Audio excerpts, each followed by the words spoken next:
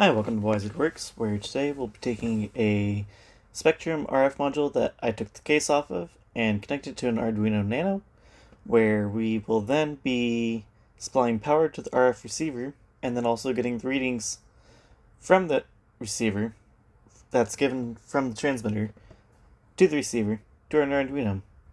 We take our yellow wire, connect it to the center pin of the row of pins on there, which is our power line, our green wire to our outermost pins, because those are ground, and then our orange wire connects to the innermost pin closest to the capacitors to digital pin number 2.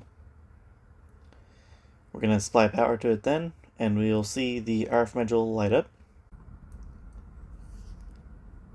From this, I will connect the RF transmitter to it by simply turning it on.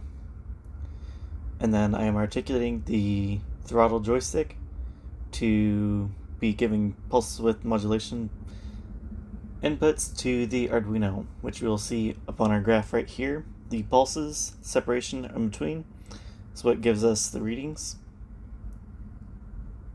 which then our Arduino code takes, translates between 0 and 180.